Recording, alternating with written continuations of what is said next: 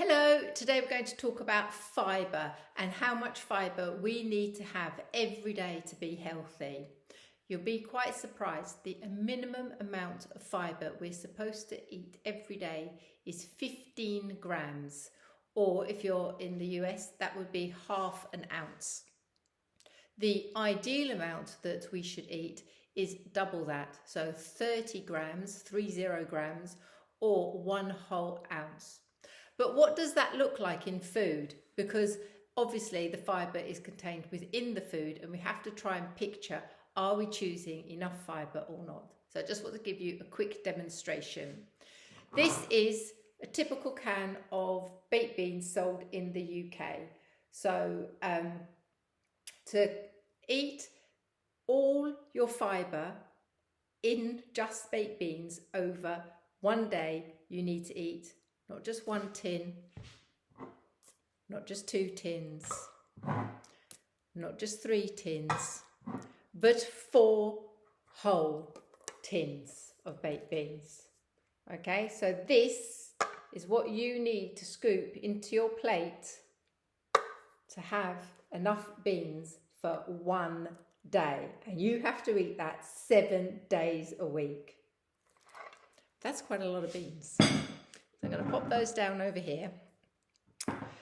Okay, we don't just eat beans. So what about when we talk about eating whole grain food? What does 30 grams look like? Well, half of that, your minimum requirement, is one 500 gram bag of pasta, whole grain pasta.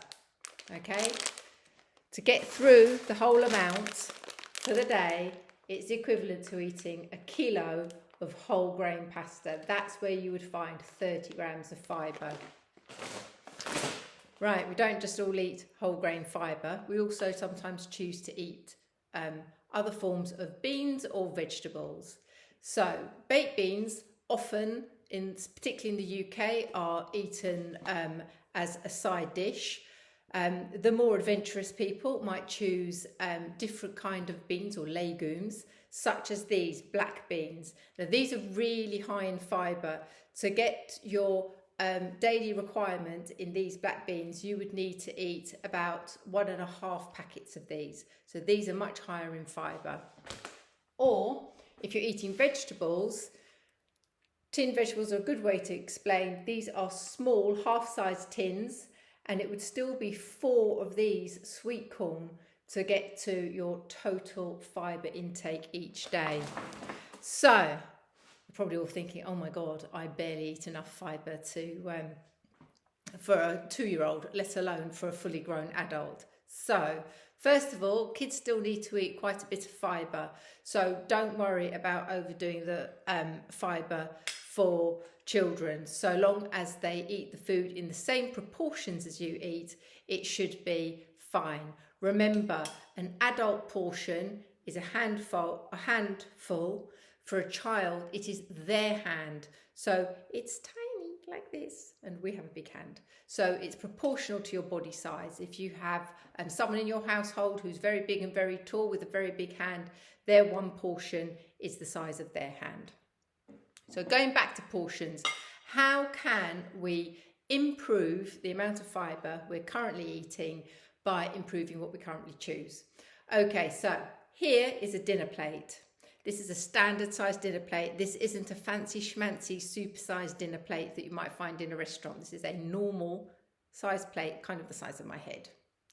When we choose to eat our meals, look at your plate and I want you to visualize a line down the middle. If 1/2 of your plate can be vegetable sources, be it salad, be it vegetables, cooked, uncooked, however you want to take them, but 1/2 of your plate, you are going to go a long way to improving your fibre intake. But remember, it's every meal. So if you have a sandwich, you still want to think about the amount of fibre from the bread choices and from your filling choices. If it's breakfast, you still want to think about how much fibre. So the type of breakfast cereal and what you're adding to it, which is why we always rave on about things like muesli with dried fruits and things in, because it's an easy way to bump up the fibre content.